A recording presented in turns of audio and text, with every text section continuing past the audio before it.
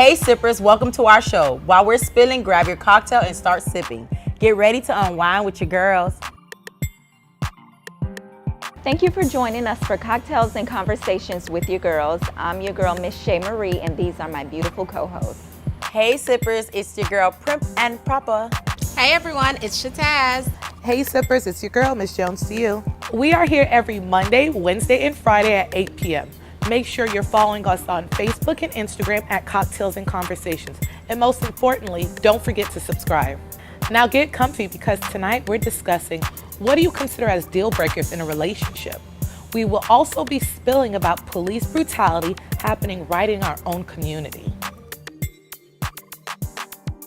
Tonight's featured cocktail is classy and tropical. The coconut champagne cocktail is a mixture of pineapple juice, coconut juice blend, champagne or prosecco well chilled with simple syrup, and to top it off, unsweetened shredded coconut on the rim. Okay, so let's try these drinks. All right, ladies.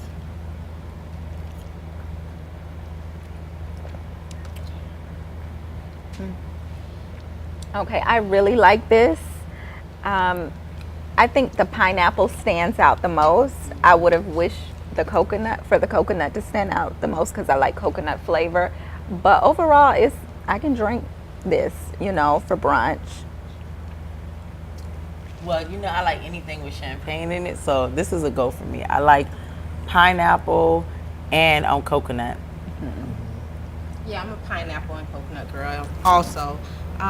It's okay. I think if we would have measured a little better, it would have brought the coconut out, but it's great. Same thing goes for me. Looks like they just kind of threw my drink together and didn't care about measuring for me. Really? Yeah. I don't know what I'm tasting. I'm just tasting a whole bunch of pineapple juice and then. Yeah. I think the pineapple juice overpowers the Coconut. because it's a coconut blend. Well, make sure we measure next time, right?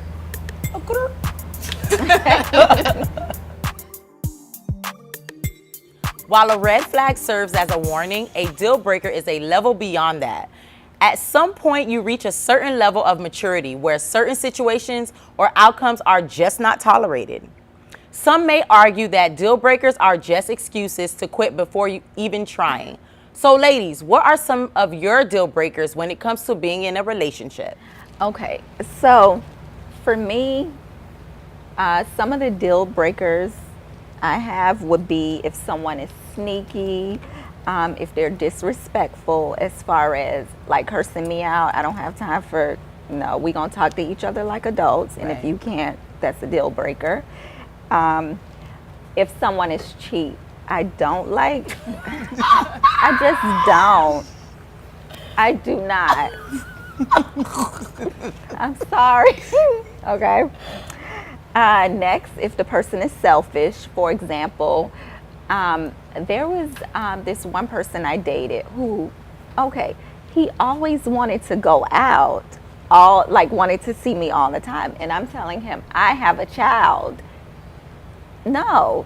My son comes first, so you have to understand that. So you have to be courteous and understand that I have a child, and you're not going to see me as much as maybe you would like. So I think selfishness is a deal breaker, and also someone who's not a good communicator, because I don't want to be making assumptions in my mind and assuming things like, talk to me and let me know. So if you're not a person that can come to me and talk to me, then yes, that's a deal breaker as well. Yeah, so you named a lot of my deal breakers. Okay. Another one is cheating. I don't think I could tolerate the cheating, the lying, as well as if you don't have a belief system, if you don't believe in God. Like, I don't think we'll have that much in common. Like, what will we talk about? Like when it comes to, because a lot of my life has to do with ministry. Like I'm doing something with the kids every Friday. So it's like, if you're not going to ask me about my day or like, oh, how was it? I don't know, something spiritual in that aspect.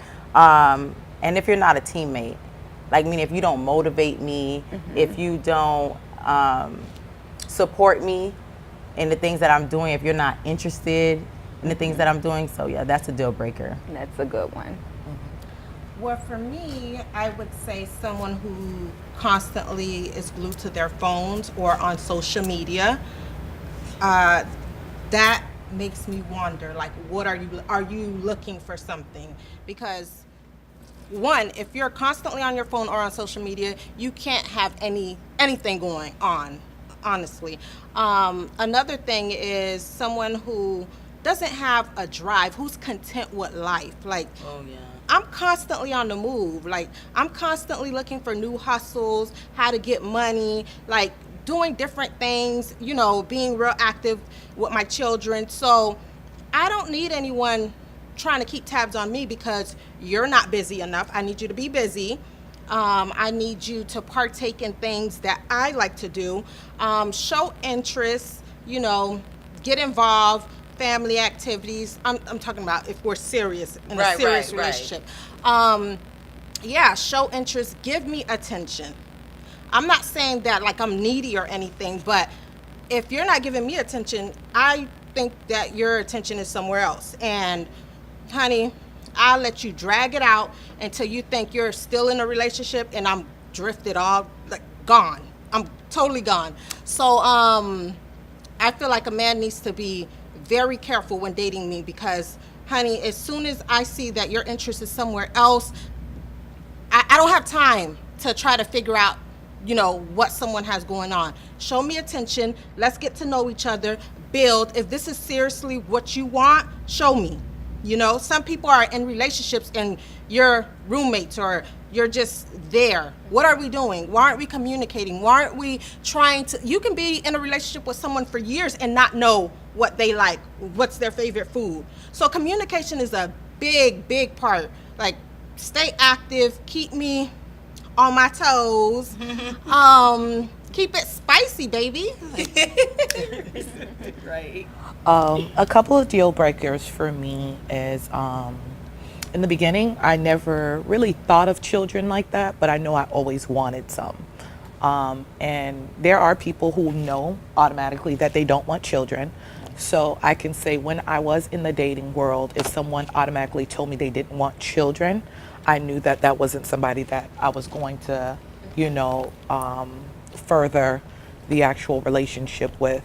Another thing is someone who does drugs, whether it's recreational. I really just don't care for it. I think that, you know, a lot of people, you know, the big thing is smoking weed. You know, now they've legalized marijuana. Everyone's doing it. I just don't like the smell. I don't care for it. I don't like when someone smokes and you kiss them and you can taste. I just don't like it. I used to date someone a long time ago and it just, I guess the more potent it is, the stanker it is. I don't know this. I used to have to tell them, can you go brush your teeth? Like, because it's so smelly. Like, so smoking was a deal breaker. And thank God my husband does not smoke. He's a drinker. He does drink. We both do. So that was another deal breaker. Another thing is someone who's abusive, whether it's mental or physical. I think that, you know, we're definitely at an age where I don't care what age you're at, you shouldn't be putting your hands on nobody, or no one has that authority, or no one should feel like they need to put their hands on you in order to get their point across. I personally have gone through that situation with physical abuse, nothing extensive, but I put it into it right away, because what will start off as shoving or pushing can escalate to something a lot more. So, you know, you have to nip those bad habits in the bud from the beginning and let the person know that you're not willing to, that's something that you're not willing to play with. Another deal breaker is trust.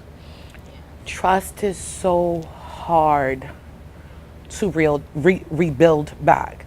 Can it be rebuilt? It can be, but it takes so long, and the process of trying to rebuild trust, you know, mentally it drives you to a craze that is it even worth it, because you start to think about all these different things. It will consume you. So I think trust is another thing.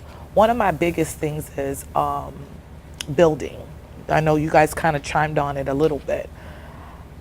A lot of times I see people in relationship and it's like they're not going anywhere.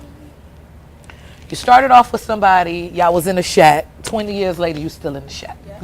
And I'm just wondering, why are you still there? It's nothing like, God didn't create us to be alone, right? God created everyone to have a significant spouse. And that's my prayer for everybody. I hope everybody finds their true love so they can be able to build with them.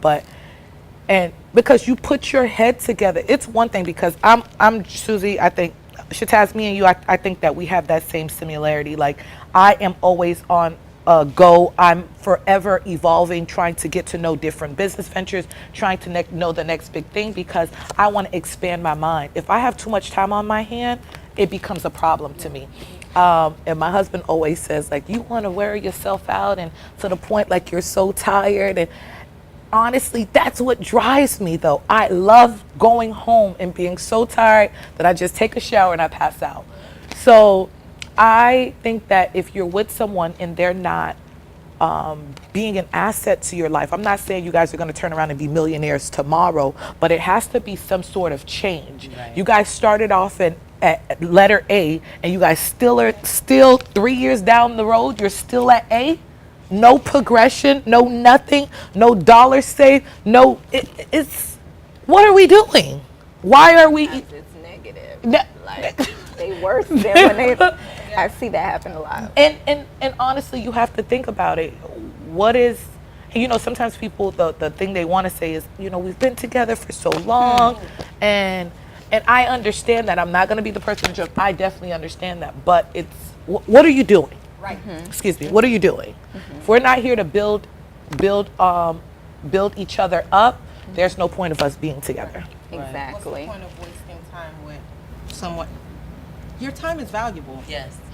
So you waste 5-10 years with someone and then realize that you guys are still at the same spot. That's not, you know, I don't take anything back. I've been there, done that, and it was a lesson learned. It only made me stronger, and it made me realize that, you know what, I'm not going to tolerate this the next time around. I'm not wasting no more time. If I see someone is not progressing in life or want to hold me back, you know, another deal breaker for me is someone who is insecure. Ooh, yes. I mean, those type of individuals will wear you down, because every time you step out that door, they think you're with someone else. First of all, I'm constantly networking. I'm constantly interacting with male, whoever. So anybody I get with, they have to understand that. You know, I'm not out here looking for my dream man. I'm a hustler. I got to feed my kids. I'm thinking about how can I take my kids to the next level where they don't want anything out of life, you know? I mean, of course they want. They don't want for anything. Exactly. So if a man can't understand that, then we can't be together. Just doesn't make sense. Right. I agree. Okay, sippers. In recent news, a 15-year-old African-American boy was arrested with excessive force, all because he picked up a cell phone. Yes, a cell phone. DeLuca Roll's head was pounded forcefully against the pavement by a Broward County Sheriff by the name of Sergeant Gregory Lacera. Take a look.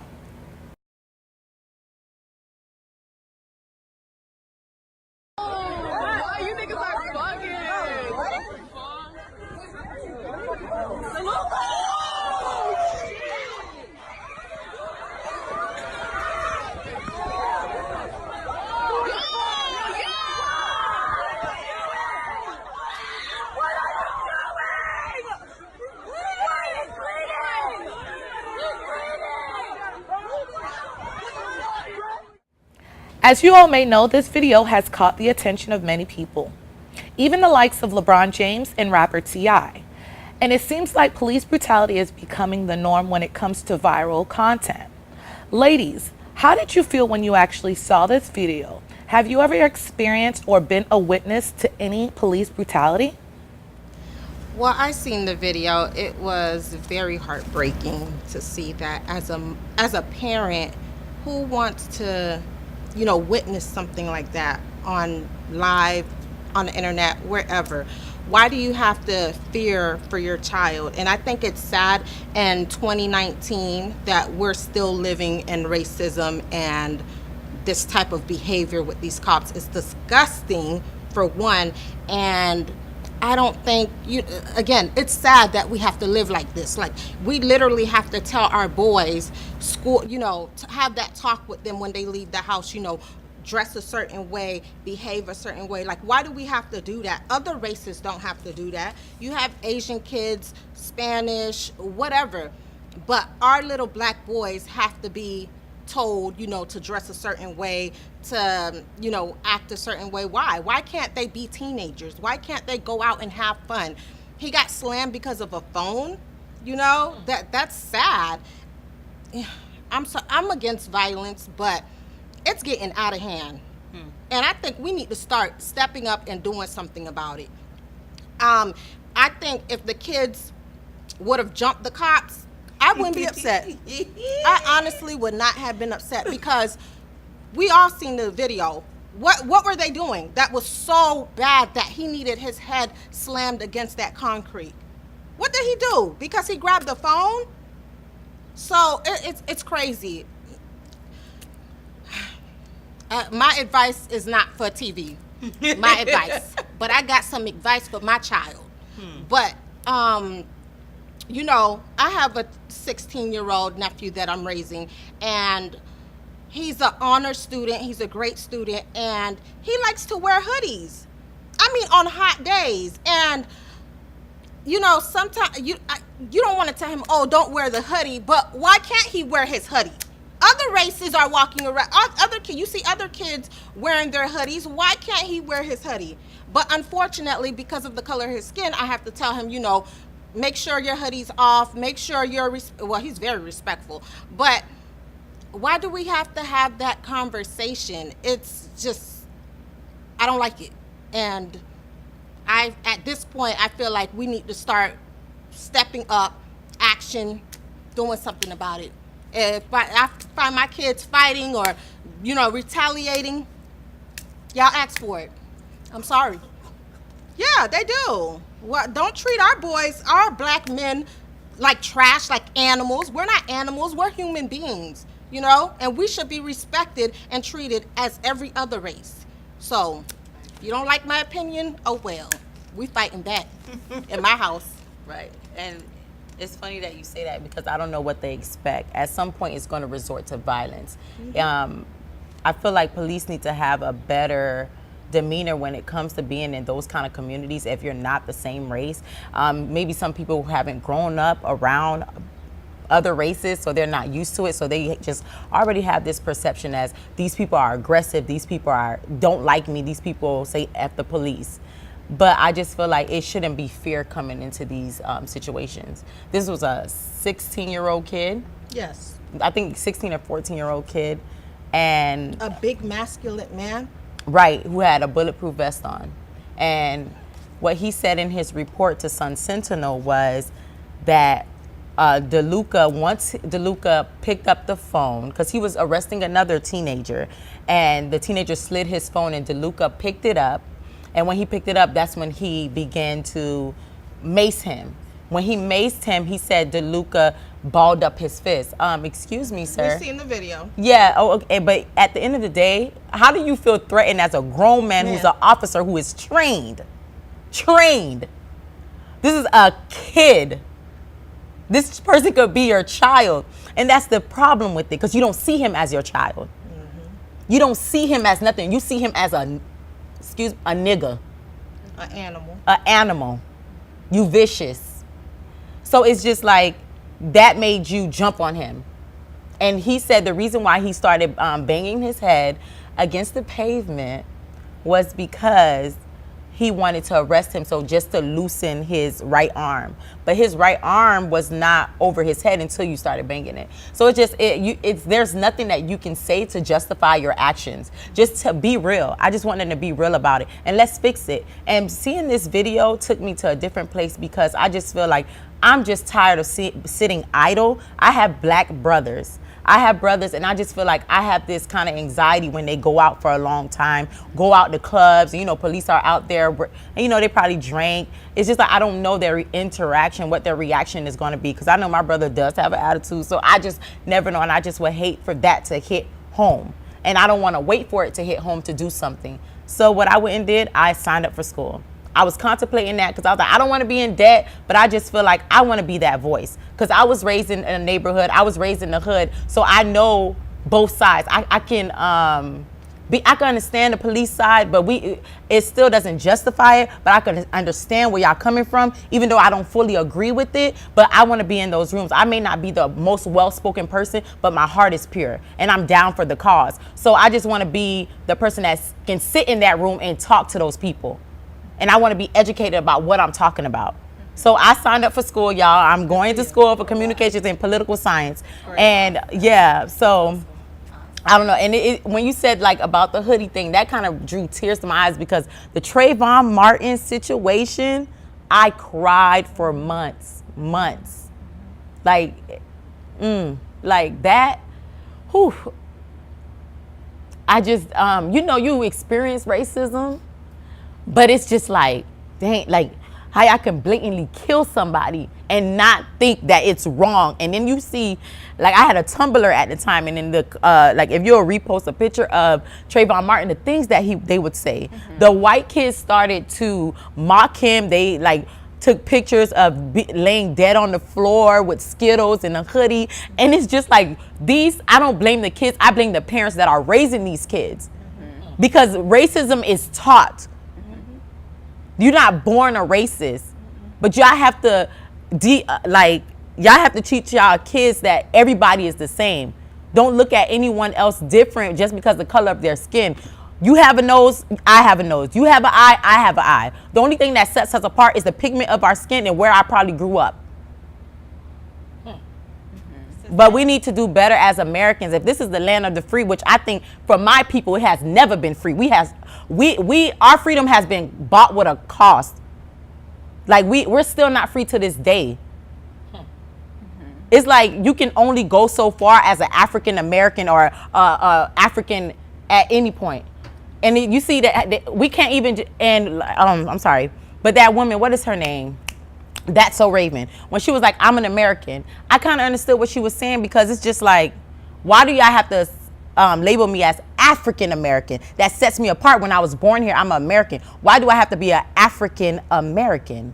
I'm okay with African. I'm okay with it too, because I'm proud of being black. I want to be set apart, but it's still that mindset. Like I grew up with that. Kind of understand. Right. I don't care for what she said. Me too. Because, I just kind of understand. But I got the mindset like I want to be set apart from them too. It's kind of growing. I'm trying so hard not to be hateful towards Caucasian people. But it's just like, I don't never think y'all for me, for real. No matter how much y'all smile in my face, I always think y'all better than me at some point. And it always comes out. It never fails. Whether you work with them, you try to befriend them, it's always that inkling, some sort of racism.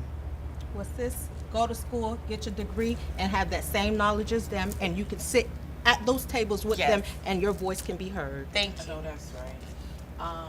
It's very hard, me being a mother of a little boy. My son's 3, of course. He hasn't, I'm fortunate he hasn't, been open to that, or subjected to that behavior just yet. But it is scary. It's so scary, because you get to, when the kids start to grow up, we're at 2019 and we see how things are now. Yes. Nothing has changed. And, sometimes people say that, oh, it's getting worse. It's not getting worse. It was always here. But because we have technology, we're able to capture these things that are happening. These things happen all the time. And it's so sad. It's sad because the same people that we're supposed to call on for help is the same people who's treating us like this. You understand? Me personally, I'm going to be very transparent right now, because I know how this feels firsthand. I had an ex-boyfriend, and I was coming from his house. It was about 3 o'clock in the morning. We literally stayed a minute away from each other. I get in my car, I'm driving, and I leave out of his neighborhood.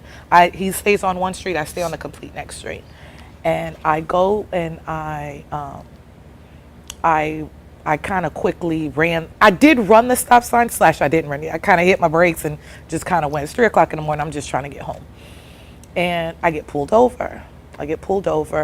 At this time, keep in mind, I've never been pulled over, never gotten a traffic citation, I've never experienced nothing. When I got pulled over, from the beginning, I take that back. I was actually talking to one of my girlfriends. No, I wasn't talking to her. I picked up the phone to call her. And the reason why I picked up the phone to call her is because as soon as he walked up to my window, I'm acting real nonchalant. I said, he was like, do you know why I stopped you? This is 3 o'clock in the morning. And he was just so abrupt. Do you know why I stopped you? And I said, no, I don't know why you stopped me. He's like, yeah, you ran the stop sign. And I was like, all right. I'm just like, okay, all right. So I called my girlfriend and I'm like, hey, listen, I want you to stay on the line with me. I just got stopped by the police. But my spirit just felt so uneasy. I don't know how to explain it. I felt so uneasy. So I called her and I said, hey, listen, stay on the line with me. I don't feel good about this situation. She's like, what happened? I said, this is where I'm at. I explained to her exactly where I'm at, whatever, because she stayed not too far away from where I used to live. So, this is crazy. So, I get stopped, and shortly after, a few minutes later, I didn't have, as he was standing there, I said, I don't have my, proof of insurance, but I can pull it up online. Man, put your phone away. I don't want to see it. And I'm like, oh, okay. It was just so I can show you that I have insurance. Even though I don't have the card, I can show it to you because, everything's via mobile. So this honestly wasn't the smart thing to do. But as I told you guys before, I've never gotten stopped by the police, whatever. So he honestly went in his car. When he went in his car, I got out of my car and I was looking for the proof of insurance. But, like I said, it probably wasn't the smartest thing to do. But I don't know the protocols of getting stopped by a police officer. You understand what I mean? So I go ahead and I go do this.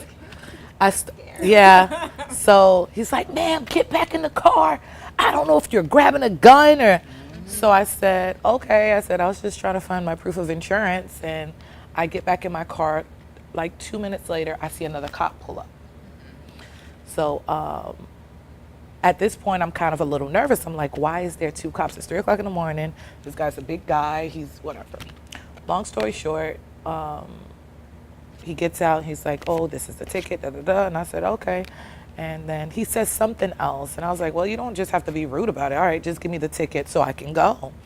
And he was like, ma'am, get out of the car. And I'm like, for what? Because why are you telling me to get out of the car? Mind you, there's 2 men. You want me to get out of the car? Mind you, I have on a tank top. I have on pajamas, no bra, no nothing. You want me to get out of the car? So I said, why do you want me to get out of the car? And he's like, ma'am, get out of the car. So I opened the door and I said to my girlfriend on the phone, they're telling me to get out of the car. Call my mom right now. Because literally, the man literally took my hand, right, and put like he was about to arrest me. And I said, what are you doing? What are you doing? What are you doing right now? He slammed me on the hood of the car. When he slammed me on the hood of the car, and then as he slammed me on the hood of the car, I forgot to say this. The reason why he told me to get out of his car, I said, when he was being rude to me, I was like, well, let me have, what's your name? Because I'm going to report this because you're being nasty for no reason. That's when he told me to get out of the car. I said, get out of the car for what? He slammed me on the hood of the car. When he slammed me on the hood of the car, once he slammed me on the hood of the car, and he's like, I'm going to arrest you. I'm going to arrest you right now for, what did he say? Aggravated battery on a law enforcement officer. I said, are you serious right now? What are you talking about? Are you serious right now? And as he was handcuffing, as he was handcuffing, he whispers in my ear, I was going to just give you a ticket, but because of your mouth, I'm going to ruin your life. Ooh. Wow. So this happened when I was very young, and I can't even believe I said this right now, but it's just to encourage somebody and let people know that these things truly do happen. They do. And I experienced it firsthand, and I was a woman. It was two men, two white men, and Did you go to jail?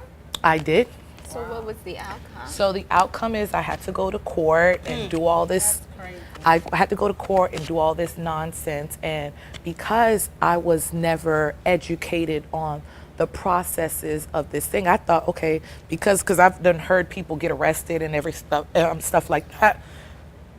I'm like, I've never been arrested, never got in trouble, never got suspended, never got a ticket. I've never gotten anything in my life. Like like my record is squeaky clean. So what are they gonna give me? And do you guys know they gave me, so they offered me, what was it?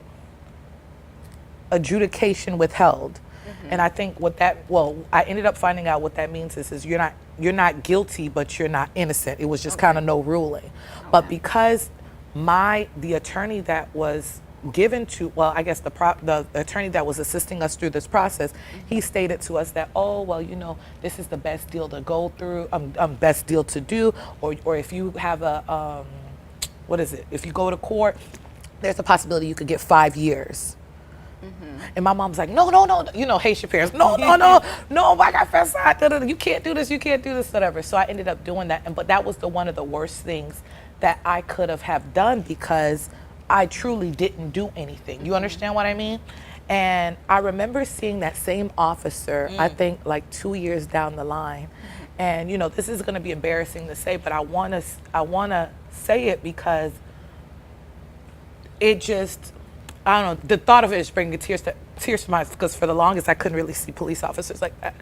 But I'm in the car and I see the same police officer, and I remember wetting myself. And when I did it, I just did it because it was just like, it's like That PTSD.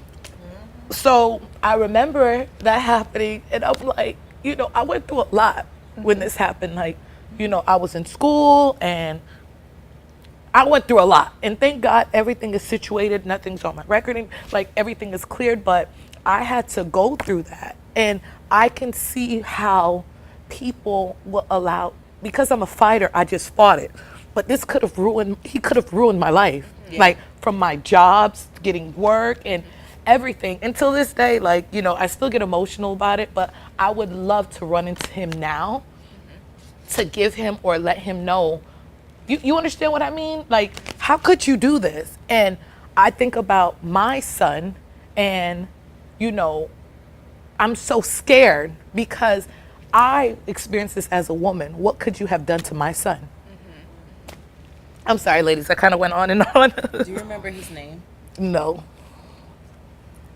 This situation, it just reminds me that there's a divide. There's always going to be a divide.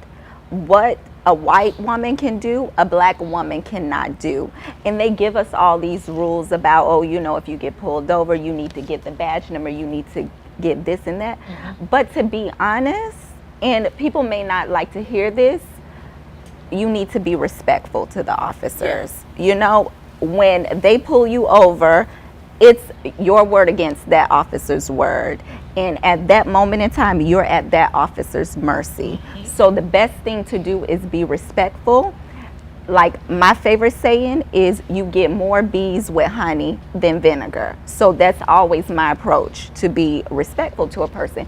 Because in your example, they're just, at that time you were at that officer's mercy. And it just shows me how, I don't want to say it, but how sometimes helpless you can be in certain situations. It just makes that very real for you. And I saw the video of the kid, getting slammed and everything. And the first thing I thought of is that I'm always in the area. My son goes to a school in that area, and I'm always driving by the McDonald's, always seeing these group of kids. They don't do anything. They do what normal kids do. When high school kids get out of school, they go to the mall, they go to a pizza place, they meet up. Nothing wrong with what they do. I never see any fights, any bad stuff happening. So when I saw the video, I was upset. But then that thought of helplessness came in my mind, because it's like, what's happening is that we're just getting tons and tons of viral content. It's going viral, but there's no changes. And it's been, how long has Trayvon Martin been dead? Like, you know, and it's just been video after video after video. I personally feel that I've heard Minister Farrakhan speak, and, you know, he was like, in order for changes to happen, there has to be bloodshed. So because there's always, you know, peace, and, you know, sometimes you have to get to that point where there's a revolution, you know what I'm saying? And so I believe it will get to that point before any real changes are made. And I kind of have a situation that, you know, I was going through personally. It has nothing to do with the cops, but it shows me that a black mom can't handle things the way a white mom handles things. You know, I have a son, and this is his first year in school, and all throughout school, you know, I wasn't, you know, the teacher, she would do her reviews of the students, and it was like, okay, he's behind on certain things, but then he's doing good as well. But at the end of the year, when school is almost over and there's really not much I can do to change what happened throughout the year, here comes this whole, you know, during our meeting, everything bad. He's doing this. He has behavior issues because he doesn't cross his legs when he sits on the floor, or he doesn't raise his hand when he speaks. How can you label a child to have behavior issues? Because they're not, he's 6 years old. That's what all 6-year-olds do. That's not a behavior issue. So I feel like in the public school system, what I'm facing now is that they're quick to label black children to have behavior issues. Then it goes on to their reports. Then it goes on to, for example, something happened with Trayvon Martin, and they pull up all his school records of his behavior issues. And it's like, I see that with my son. I'm like, she's not going to label my child having behavior issues, because if anything, he'll be pulled out of that school. Yeah. And what I hate is that the school is primarily white. And I made the decision because his dad wanted him to go to that school. But for me personally, I prefer more of a diverse school. So I was like, before I let anybody label my child as having behavior issues for not crossing his legs, he's going to be out of that school. You know, I'll put him in a private Christian school or something, because I'm not going to go through that rabbit hole. And I was talking to a coworker who happened to be white, and she was like, you need to go in there and you need to do this and do that, because if it was, and I'm thinking to myself, you just don't know. I can't walk through that door and talk to that principal any kind of way, or the people, you know what I'm saying? Because then I'm going to be labeled as what? Angry black woman. Exactly. So it's like there has to be a different approach. I don't know what the approach is, like as far as in my personal example. I'm still trying to formulate an approach, how I'm going to handle the situation with my son, to not make him now be the target of an angry teacher or whatever. But, you know, just this whole situation and everything that's going on, I feel like, I mean, there has to be some type of revolution, a rebellion, or, you know what I'm saying? Because any major changes that happened in this country was because of what? People just didn't care anymore. They didn't care if they died. They didn't, you know what I'm saying? I think that we have to stop with the Martin Luther King approach and start looking into Malcolm X, because and you know, a lot of people will look at you and say that you're for bloodshed, as you stated, or and it's not that, but I think any real change that's going to be made, it's not going to be made with us just putting picket signs and just saying, you know, free this person and let's make this those rallies get you how far? And what happens is, you don't, with the Martin Luther King approach, as you would say, you don't really get freedom they give you a little bit. Just enough As to- long just as you enough. behave in the way you're supposed to behave. White people love Martin Luther King because they love him, you know? They celebrate him. They take the days off. You know what I'm saying? They love him. But do you hear them speak of Malcolm X like that? Because Martin Luther King fit their role of what a black person is supposed to act like, you know? That box. You know, even I don't know if you guys also saw this video trending on social media about this black kid that was getting arrested, and he was with the white friends. with the white friends, right? And they told him, you know, just let him arrest you or something of that nature. And then when the officer started to get physical, the white boy actually pushed the officer, was screaming and being disrespectful. And I just know if it was somebody black, they would have got tased. They would have got tased, shot. They would have got some. And backup would have came. And it would have been so much more. And as I'm looking at this video, and I'm like, are you serious? And it even brought me to my situation. I've seen on cops on TV where white people, hey, fuck you, fucking piece of shit. No, I'm being serious. That's true. No. I'm sorry to say, but I'm one of those. Fuck you. Yes. No. I was in a situation like Tracy's. I went to see this guy I was dating, and it was in a black neighborhood, and he pulled me over, and I said, I had my little 2-seater drop top, you know, looking cute with my girlfriend, and he pulled me over. I said, okay, why are you pulling me over? And he's like, ma'am, wait 1 minute. So he goes write his ticket because I was in a drug area. This is what my ticket said. I said, you racist pig. And guess what my attorney did? Threw that out. Like, you got a ticket for what? I was like, yes. And he threw it out. I didn't have to pay court fees, nothing. But yes, I'm that type individual that's gonna cuss you out, whatever. If I'm supposed to die like that, I'm gonna die. About my respect. I'm sorry. The approach that I have is not Martin Luther King or Malcolm X. It's really Black Panther, but yeah. The conversations we have at my dinner table is real. It's real Black Panther-ish. Real Black Panther. Pantherish. So, yeah, I seem pretty calm and, you know, quiet and nice. But, baby, my conversations at my house, our table, we get down. And we actually, we have gun licenses. We have 4 or 5 guns in my house. Oh, child, let me not say that on camera. But we do. They're licensed. We're licensed. Our guns are licensed. And as soon as my son turns 18, we're going to start training him. I'm ready. And you know what? Just by you saying that, Susie, I'm actually licensed to carry too. My husband's licensed to carry.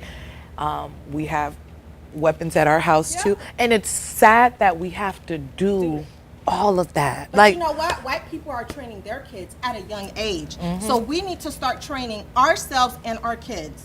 Yeah. Yeah. I totally agree. It's crazy. Well, I want to say this.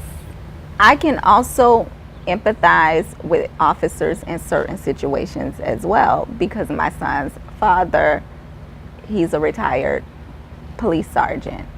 And at one point he was talking about going back to work for another police department. And it's like, just hearing him talk about that brought up so much anxiety in me, because, you know, now we have a child together and I want my son to have his father for as long as he can have his father. But listening to his stories and hearing his stories of things that, you know, take place on a day in the life of a police officer, when they start their day and they get their first call, it's like from that, they're already on high alert, you know, because we can be driving down the street, whatever, have a good day, just leaving a party or whatever. You don't know what incident this officer just left from, or you don't know what call he heard on the radio. You know what I'm saying? That could kind of put him in that emotion. Now, I'm not talking about the white police officers, because a lot of times I believe it's driven by fear of the black man, driven by their preconceived notion of black people. But certain officers, you know, their job, they have a lot of anxiety. So I can empathize with, you know, sometimes their approach, why they may be upset when they're approaching you or whatever the case may be. I don't condone shady police officers, and I feel like the good police officers need to start stepping up as well.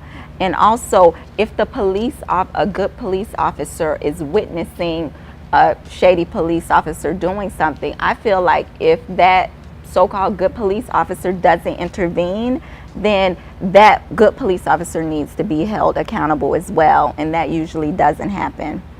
And then my last thing is that I feel a lot of black men should go into the police force. What's holding them back from going into the police force? If you want to, you can police your community. Sign up for the police department in your community. You know, we're in Pompano, we got a lot of black males. What's keeping them back from joining the Pompano Police Department or the Broward Sheriff's Office? And then because of the shortage in qualified police officers, I mean, they have all these incentives and things they do to try to recruit good people. But for some reason, black males shy away from that. I guess it's a code or something. You don't want to be associated with the pigs. Like, I don't know what it is. I think it's because you can go in one way, you'll have the mindset that I want change. But after a while, it gets distorted. Whether you black, because it ain't, when you're a cop, you're a cop. I feel as a whole, some black cops are good and some are just as shady as the Caucasian ones. But I'm not gonna lie, my experience with Caucasian cops or cops in general have been, on my end, great. I've been arrested, but never been brought down to the station. They always let me go. And they always end up driving and stopping in the middle of nowhere and giving me a pep talk and saying, letting me go. And I just felt like maybe that was just God in it the whole time, because sometimes I was dead wrong. I pushed a cop before. And nothing. And it was a black woman that I pushed that was being very rude. And I pushed her, but it was to get to somewhere. Long story, but anyways. And her backup immediately came, which was a Caucasian male, and he was ready to mace me, but then he just handcuffed me and he put me in his car, and then he closed the door, and then all of a sudden he just opened the door. He was like, "You're not like this. This is not you. What are you doing?" And he just gave me a pep talk. He was like, "Does your mother know you're out here?" He was like, "You're better than this. I see more for you." And a good cop, and he was, and the black lady did not say nothing to me. And he's supposed to be you supposed to be a big sister to me. You probably was in this community before. Yes. And you didn't say anything to me. You was ready for me to go down. But it was the Caucasian man who was married to a black woman. So, I don't know. There are some good cops out there. That's why I'm always respectful. Yeah, I may not be too friendly with cops because I don't know what kind of cop you are, but I am always respectful when it comes to cops. So you don't think it'll make a difference if black males join the police force in droves? You guys are from Pompano. Shataz, I don't know if this ring a bell to you. Remember that whole scandal with that black cop who used to what was his name? Officer Friendly. Smiley, Friendly. What did he do? I don't Used to be harassing the boys, the black boys, the drug dealers, the everything, teenage girls, and kind of it all caught up to him, racketeering, everything, drugs, and everything that you could think of. And he ended up being found guilty. And I think just like what you said, I don't know, I'm not going to downplay all cops, but what the media is portraying and what we're constantly seeing on an everyday basis, it can't help but make you feel as if, why would I want to get into something of that nature? Yes. This is just me. I would never. I could never trust a cop. I just can't.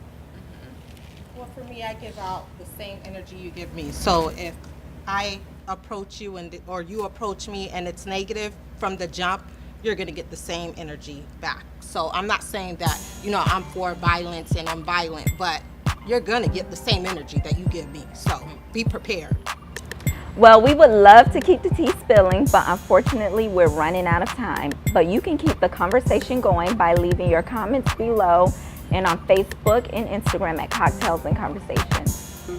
Thank you everyone for tuning in. Don't forget to subscribe and follow us on social media. See you Wednesday night at 8 p.m. for Cocktails and Conversations with your girls.